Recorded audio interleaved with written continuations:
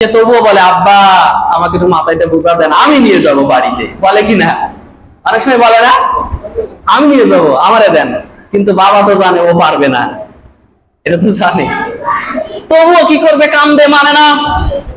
বাবা কি করে? বোঝাটা উপরে দিয়ে হাত দিয়ে এরকম ধরে থাকে, থাকে কিনা দেখছেন না? ওই সময় বাবা বলে তুই পারবি না, এগুলো কেন নিয়ে যাস, তিরস্কার করে কিনা? ঠিক এমনই তিরস্কার মহান রব্বুল আলামিন আমাদেরকে করেছেন। আর আল্লাহ পাক রব্বুল আলামিন আমাদেরকে যে আমানতটা দিয়েছেন, আমরা যে আমানতটা নেওয়ার জন্য আল্লাহ সুবহানাহু ওয়া তাআলার কাছে আবদার করেছি বা দরখাস্ত করেছি, আল্লাহ আমরা নেব এই আমানত, আল্লাহ পাক রব্বুল আলামিন কুদরতি ভাবে সেই আমানতটা উপরে তার হাতটা এরকম রেখে দিয়েছে, যেন আমার বান্দার কোনো কষ্ট না হয়। আমরা শুধুমাত্র একটু চেষ্টা করব, বাকি সমাধান করে দিবেন কে? মহান রব্বুল আলামিন সূরা আহজাব 72 নম্বর আয়াতে বলছেন, ইন্না আরাদনাল আমানাতা আলাস সামাওয়াতি ওয়াল আরদি ফাআবাইনা আন ইয়াহমিলনাহা ওয়াশফাকনা মিনহা ওয়া হামালাহাল ইনসান ইন্নাহু কানা যালুমান জাহুলা।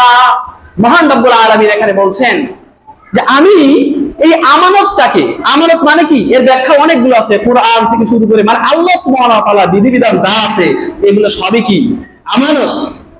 আল্লাহর বিধান, আল্লাহর হুকুম, এগুলো সব আমাদের কাছে কি আমানত। এই আমানত অর্থাৎ এগুলো কুরআনুল কারীমের মধ্যে মাধ্যমেই তো আমাদের কাছে আসছে।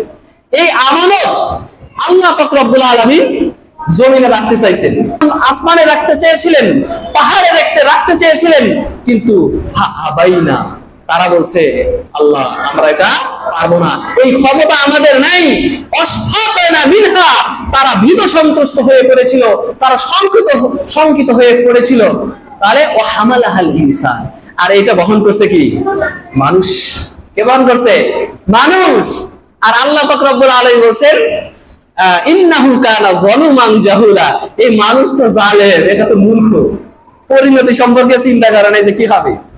আসলে মহান রব্বুল আলামিনের রহম, এই তাফসীরের মধ্যে বলা হয়েছে যে জালেম কেন বললো না, বললেন জলুম।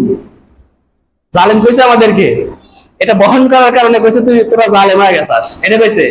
আল্লাহ পাক রব্বুল আলামিন শব্দ ব্যবহার করছে জলুম, মানে আদর করে, মানে তিরস্কার মূলক কোনো কথা। যেমন আপনাদেরকে আমি বলি, ছোট্ট একটা বাচ্চা বাজারে নিয়ে গেছেন, বাজারে নেওয়ার পরে তাকে দিয়ে তো আর বোঝা টানাইবেন না, টানাইবেন নাকি? বুঝে আসছে? তাহলে আল্লাহ সুবহানাহু ওয়া তাআলার রহমতি হাত, কুদরতি হাত আমাদের উপরে আছে। এই জন্য আমাদের এই কেউ যদি এই আমানতটাকে রক্ষা করতে চায়, তার জন্য একেবারেই সহজ।